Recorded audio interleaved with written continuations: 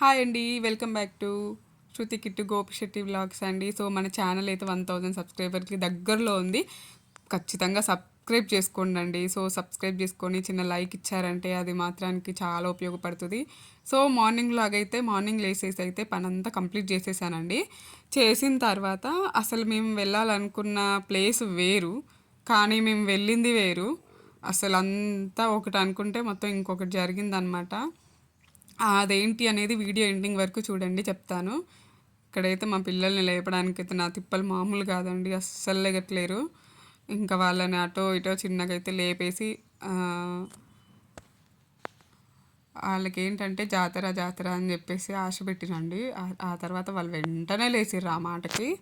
ఇంకా లేచి కూర్చొని ఇంకా రిటర్న్లో మా అమ్మాయి నన్నే అంటుందండి, తొందరగా జాతరకు లేట్ అవుతుందని. కానీ మేము మార్నింగ్ అయితే ఏం తినలేదండి, తినకుండానే వెళ్ళిపోయినాము. కాకపోతే మళ్ళీ అక్కడ ఆకలేస్తుంది కదా, ఆఫ్టర్నూన్ మళ్ళీ తినడానికి ఏమన్నా ఉంటాయో ఉండవో అని చెప్పేసి నేనైతే ఇంట్లో జావా ప్రిపేర్ చేసిన అండి. జావా కంప్లీట్ చేసుకొని ఇది ఒక బాటిల్లో పోసేసిన. ఇంకా తర్వాత పాలు కూడా పెట్టేసా అండి.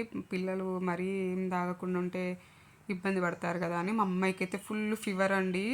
అసలు ఎటైనా వెళ్దాం అనుకునే టయానికి మా పిల్లలు ఇద్దరు ఎవరో ఒకరికి ఫీవర్ రావడము, కోల్డ్ రావడం ఏదో ఒకటి ఉంటుంది.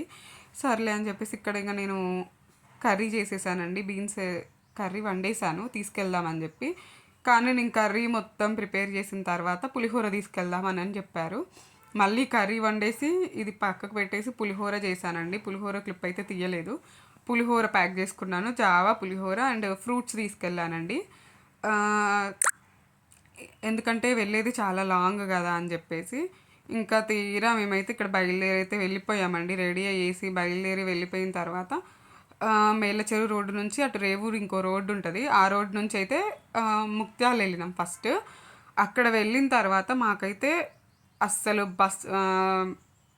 బండి అయితే అసలు లోపలికి అస్సలు ఎలో చేయట్లేదండి. 1.5 కిలోమీటర్ అండి నడవాలనే చెప్పారు. అసలు బండి లోపలికే ఎలో చేయట్లేదు. కానీ మేము వెళ్ళాలనుకుంది కోటిలింగాల కదా, ముత్యాలలో స్నానాలు చేసుకొని కోటిలింగాలు వెళ్దాం అనుకున్నామండి. కానీ కోటిలింగాలు వెళ్ళాలంటే ఇక్కడ నుంచి బండి మనకి లోపలికి ఎలో చేయాలి. కానీ వాళ్ళు అస్సలు ఎలో చేయలేదండి. ఇక్కడ ఇప్పుడు మీకు చూపిస్తున్న ప్లేస్ ఉంది కదా, ఇక్కడే ఆపేస్తే ఈ ఫస్ట్ ఇక్కడ నుంచి నడుచుకుంటూ వెళ్ళైతే ఇక్కడ 1.5 కిలోమీటర్ లోపల దాకా నడిచాము.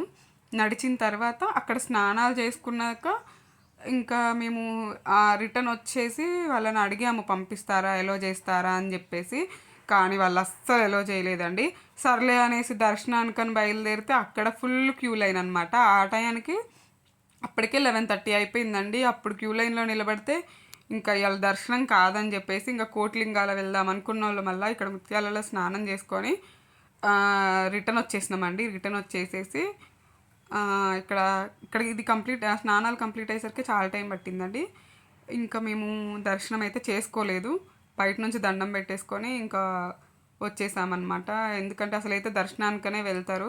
కానీ ఏ రోజు వెళ్ళినా దేవుడు దేవుడే అంది. కానీ శివరాత్రి రోజు కొంచెం మనకి ఇష్టం అన్నమాట దర్శనం చేసుకోవడం.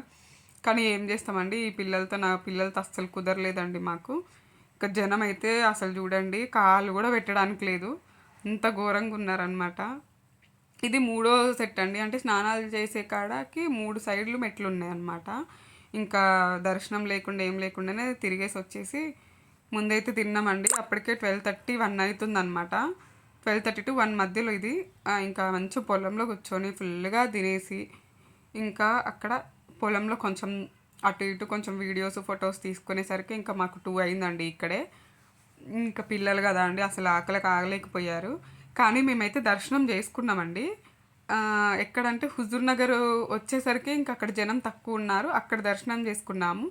మీకు ఎప్పుడైనా ఇలా జరిగిందా నాకు కామెంట్ సెక్షన్లో కామెంట్ చేయండి. వీడియో నచ్చితే లైక్ చేయండి.